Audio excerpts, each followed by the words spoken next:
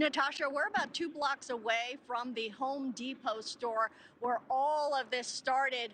We're going into about 6 hours of this standoff here, and I have to say it's dispersed for the most part. There were earlier hundreds of people. This is a smaller standoff here.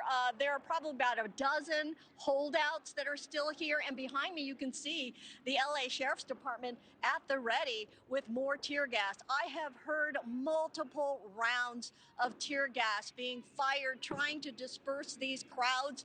They seem to disperse and then they regather. So it's been kind of a cat and mouse kind of situation out here for just hours and hours. But I want to show you up the street here, Natasha. This is where the Home Depot is, down the street that way. And I don't know if you can see all the way down there.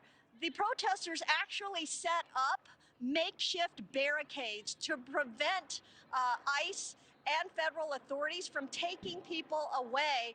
And I heard from some of the protesters that these buildings here to the right, they have workers inside, and right in front of there is where our colleague from KTLA, Rachel Menitoff, is, and there are just 100 federal officers there. But that's why the protesters are remaining in this area. They're trying to prevent those federal officers from leaving after taking whoever it may still be in those buildings who may be employed. Behind us now, we seem to have another flare-up on this side of the street. Let's see.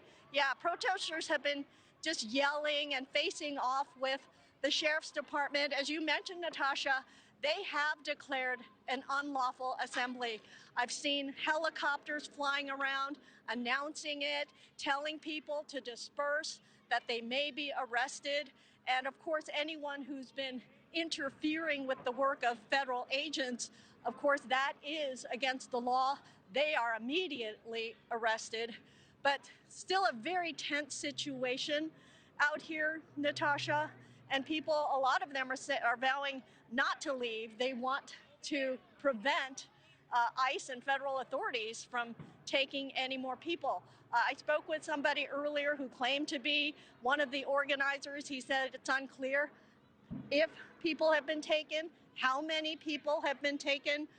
But as you know, Natasha, there were also raids yesterday in downtown LA, and there's been a network of protesters who've been galvanizing efforts online through social media, telling people to get on scene.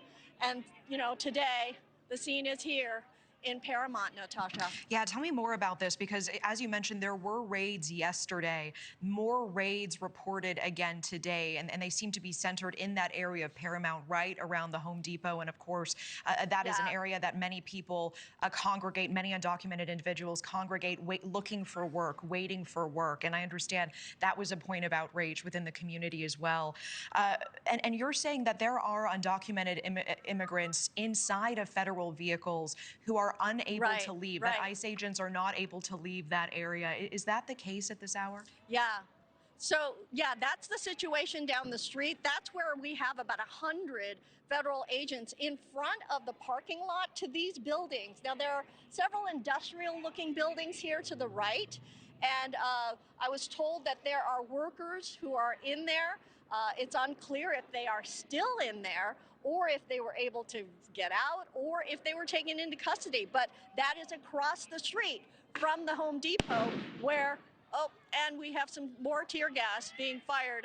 I don't know if you just heard that, but yeah, you can see Sheriff's Department at the ready with more tear gas getting ready to fire. But, you know, they've warned multiple times that this is an unlawful assembly. But we see, you know, protesters out here, they've got jugs of milk, they're in masks, they're at the ready to try and counter these efforts, and they're vowing not to leave. So we have, you know, probably a few hundred holdouts that are still here. Thank you for watching. Subscribe below and download our NewsNation app right now on your phone, and you will get fact-based, unbiased news for all Americans.